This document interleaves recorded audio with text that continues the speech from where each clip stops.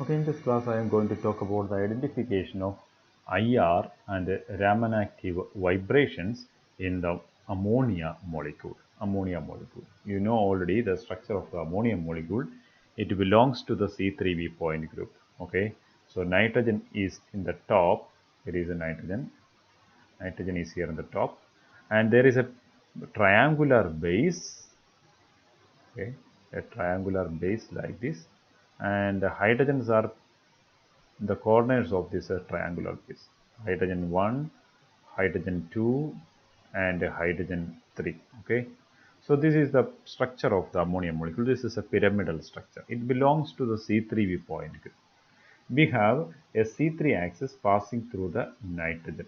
Okay. And then this C3 axis will pass through the midpoint of this triangular base. So this is a C3 axis. C3 axis. And in addition to this C3 axis, we have three sigma V planes also. Each sigma V plane will be going through one of the NH bonds, but at the same time that plane will bisect the angle on the HNH angle constituted by the other two hydrogens. Okay, so we have E as a symmetry element, then we have a C3 and then we have a 3 sigma V. So these are the symmetry elements present in this molecule. So it belongs to C3V point group. Okay. So I am going to construct the total character corresponding to the total vibrational degrees of freedom or three number of degrees of freedom for this molecule. Okay. We can do this very easily. You know already how to do this.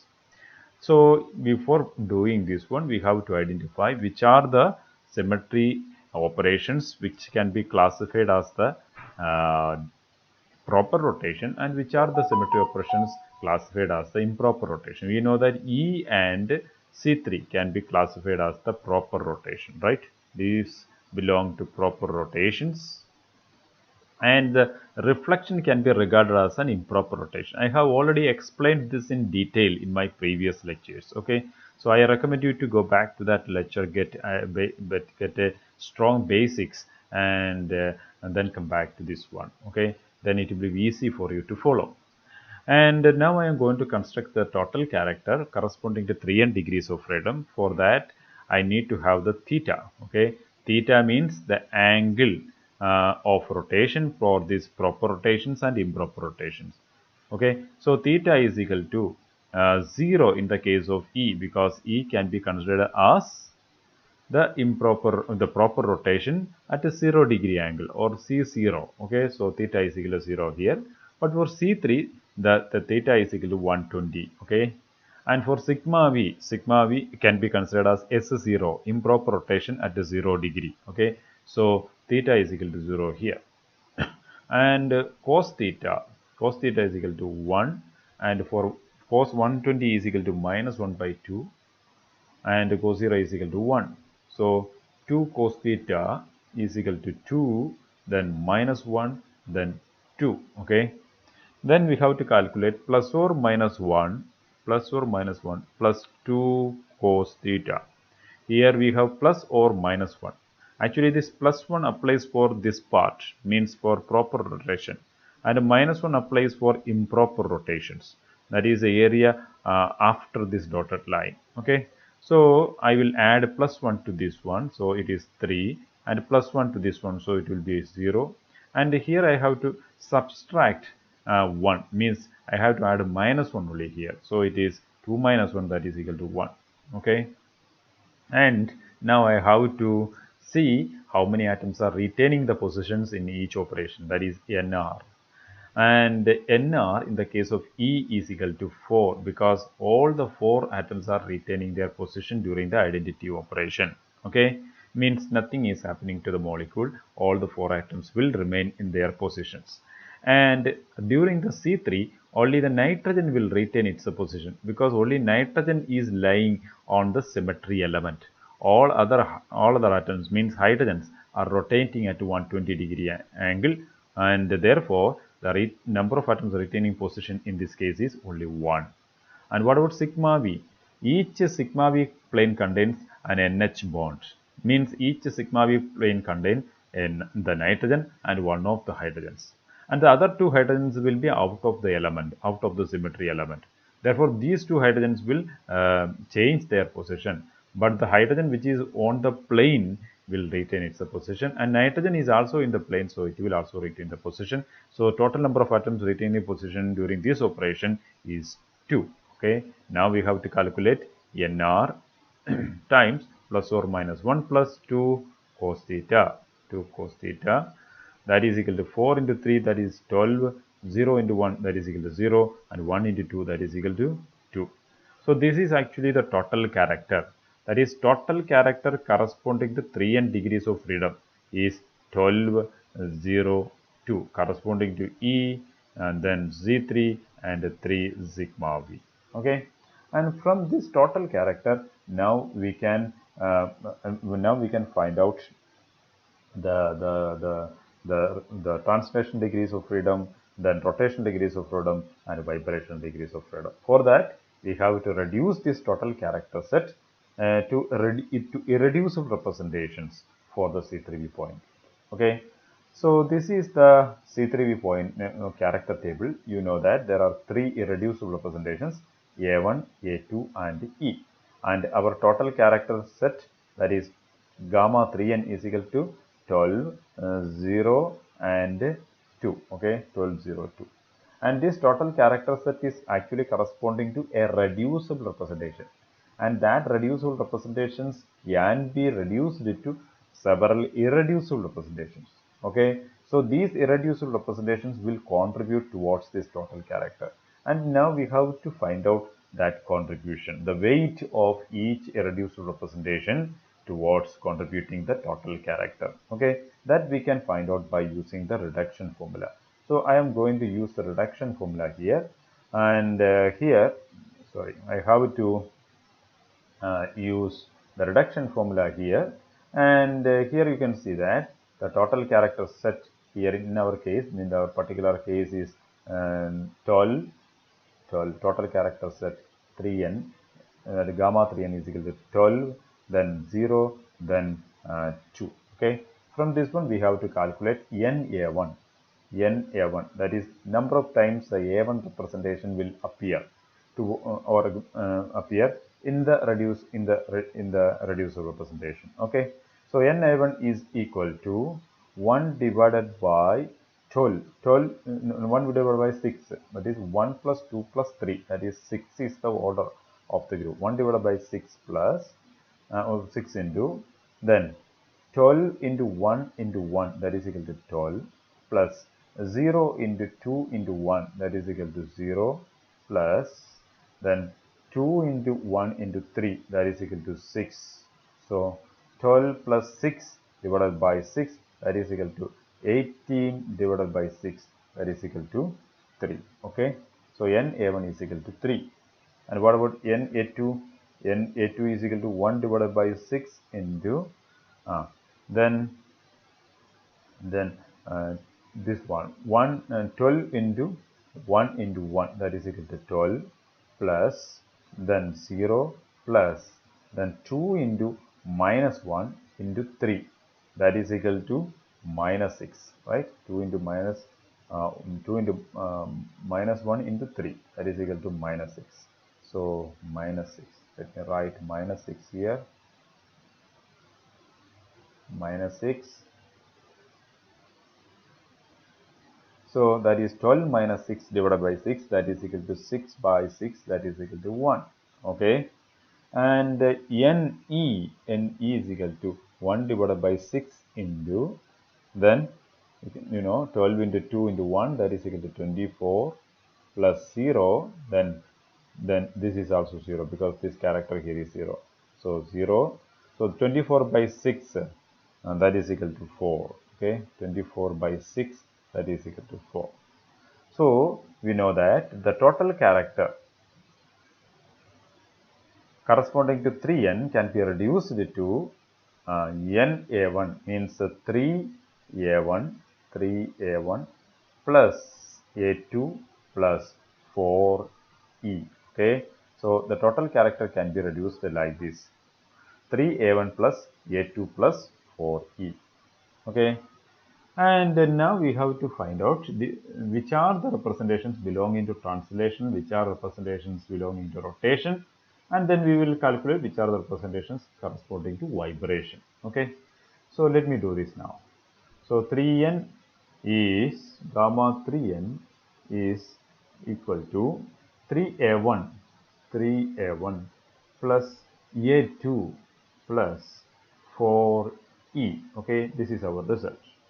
And out of this, gamma corresponding translation degrees of freedom, that is equal to, we have to look into the character table, right?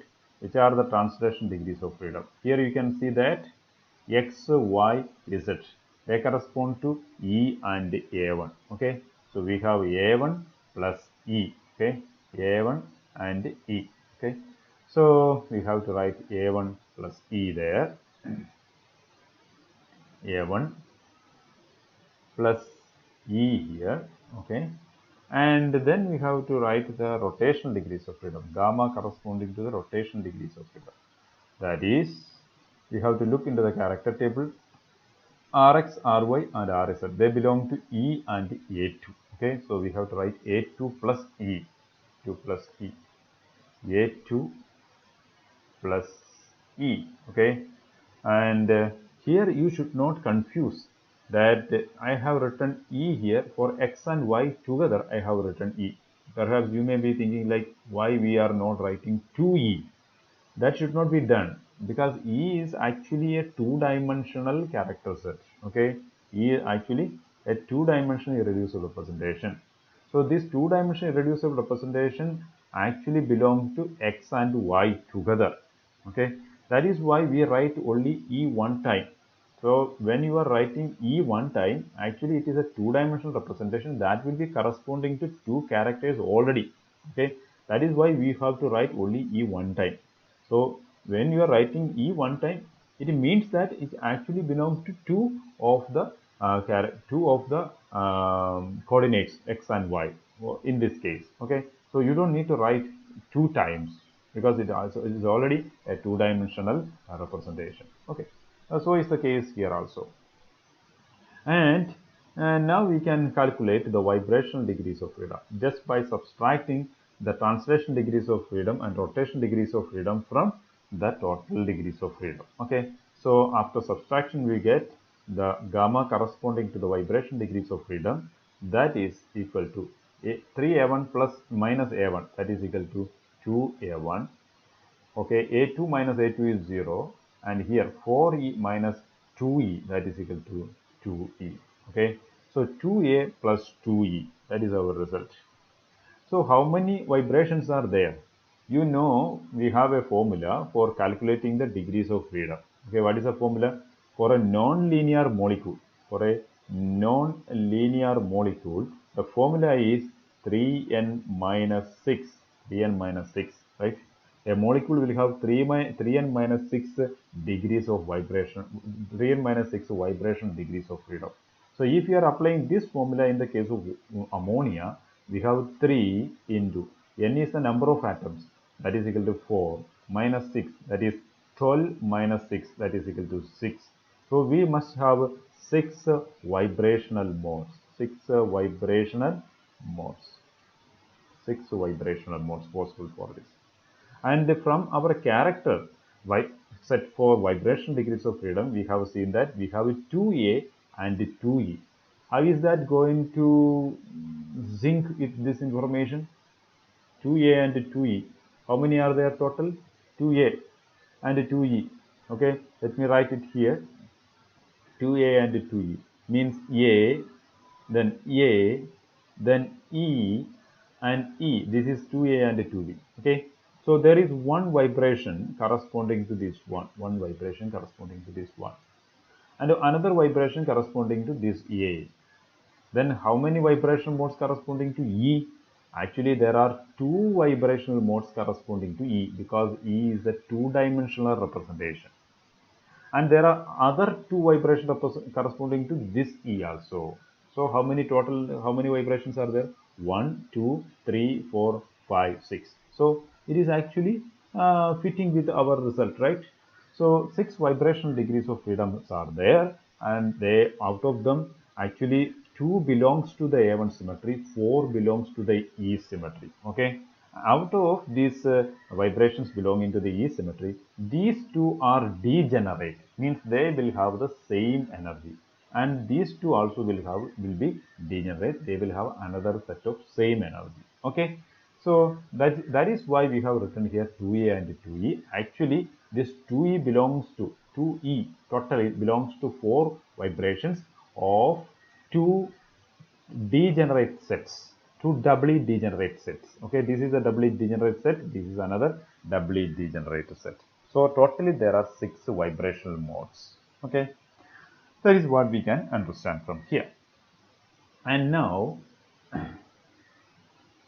I am going for the calculation. Okay, for that we already know that we already know that we have the vibrations of normal, we have the normal modes of vibrations of A1 symmetry and E symmetry. Okay, so let me write what are these vibrations.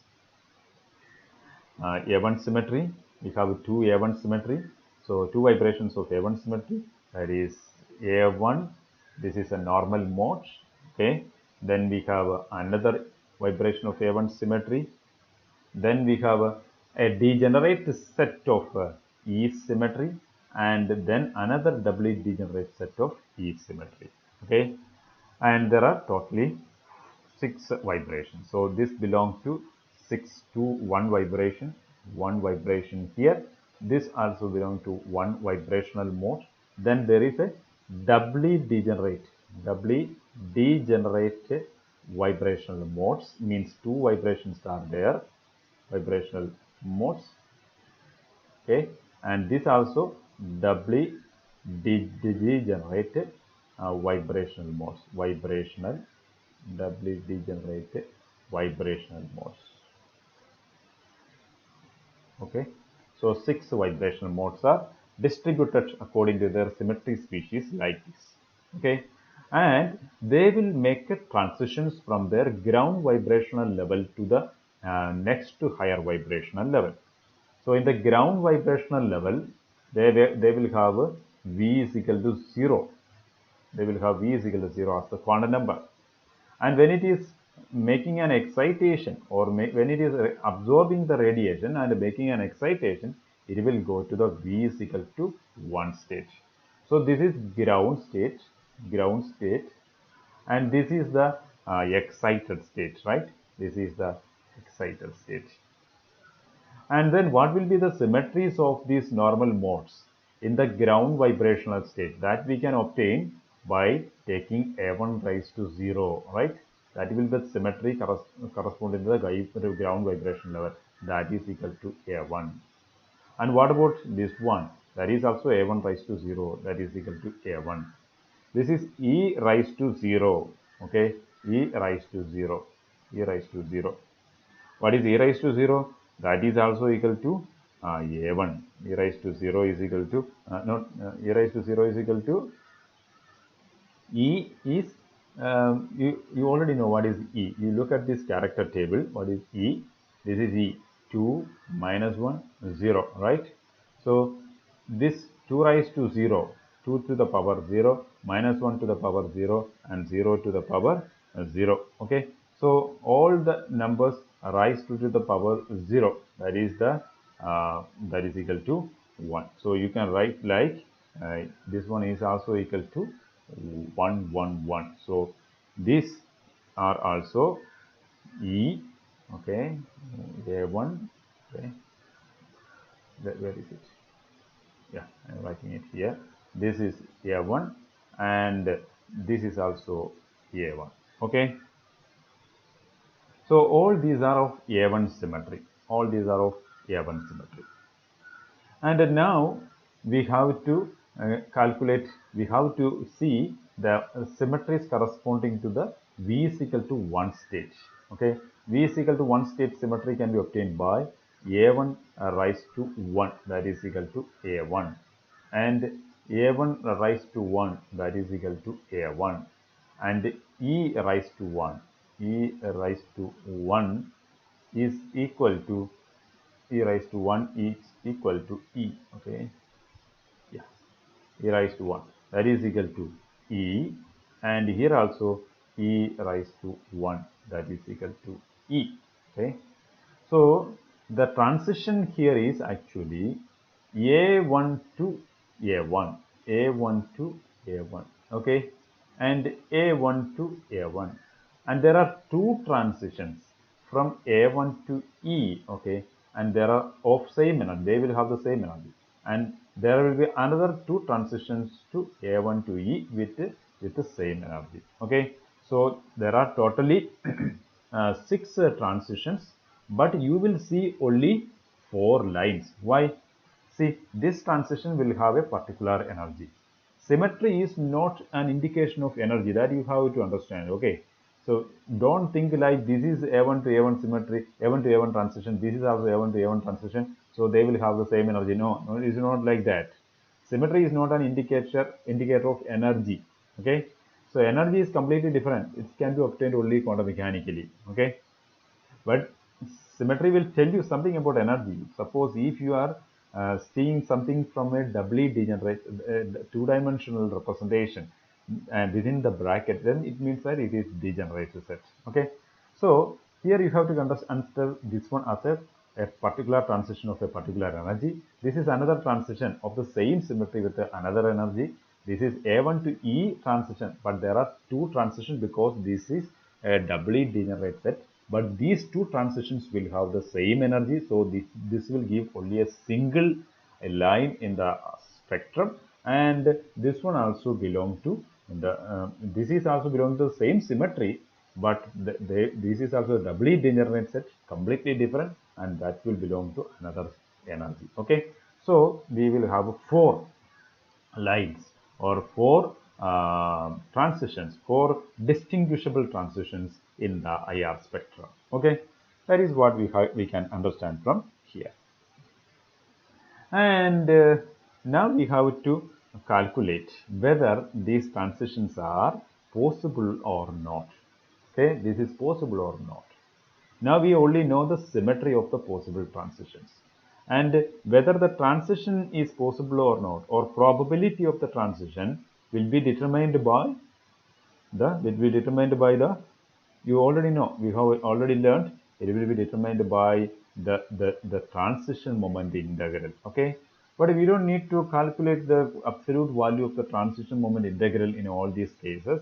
We know the shortcut from the group theory. We can tell whether a particular transition is allowed or not by just looking at the character table, okay. So let me take the IR activity in all these cases. IR activity.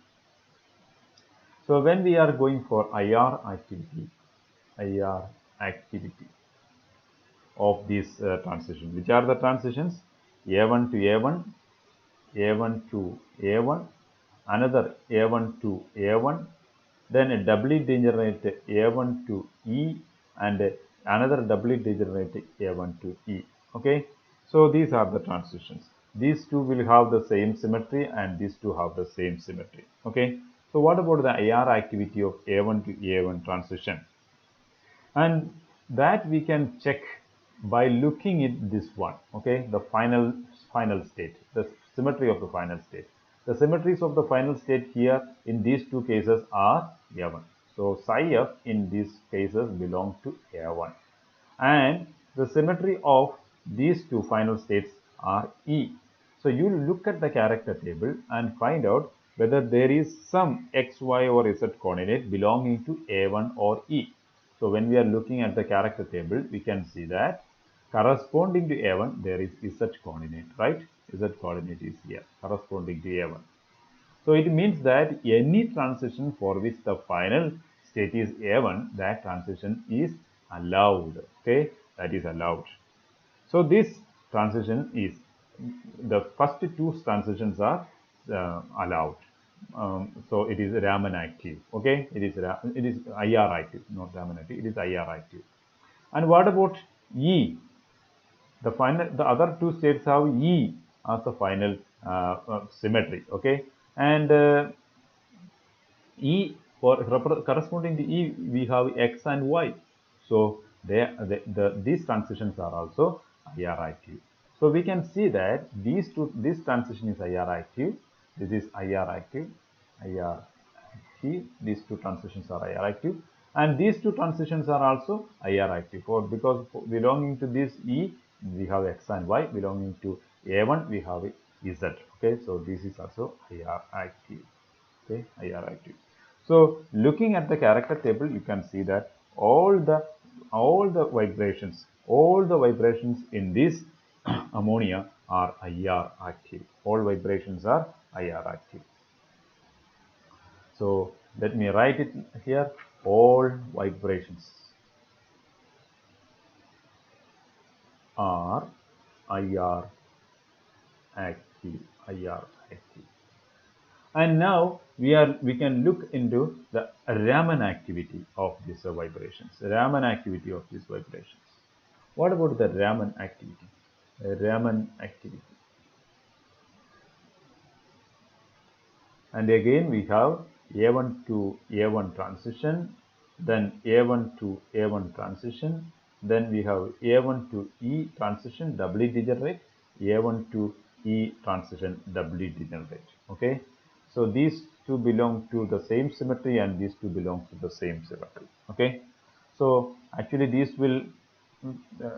are actually four transitions here, two transitions, and these two belong to actually four transitions, means two sets of doubly degenerated transitions. Okay, and we can check the IR activity here. For that, we have to check the character table here, and in the character table, we have to look for the binary products belonging to A1 and E. Okay, so we have binary product here Z square.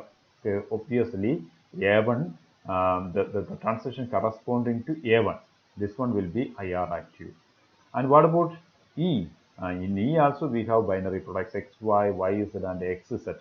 Therefore, the transition corresponding to this E is also Raman active. Okay, so if you have binary products belonging to these representations, and those transitions will be Raman active. Okay, so let me write it here. So these two are Raman active, because in A1 symmetry we have binary products, and in E symmetry also we have binary products. Therefore, these are also Raman active. Raman active. It means that all normal modes are Raman active. All normal modes are Raman active. All normal modes are Raman active. Okay, this is what we can understand from the symmetry. Okay, so it is very easy. So we have understood that in ammonia molecule, all normal modes are Raman active. Okay, so I hope you understood this one. If you want to understand this in a simple way, you have to go through my previous lectures. There I have given the complete details of how to arrive in this type of conclusions. Okay, and if you don't know that, perhaps you will be confused how it can be uh, judged in this way. Okay, so I recommend you to go back to my previous lectures and then watch this one. Then you will completely understand this one. If you have any doubt, please don't hesitate to ask me. Thank you for watching and stay tuned.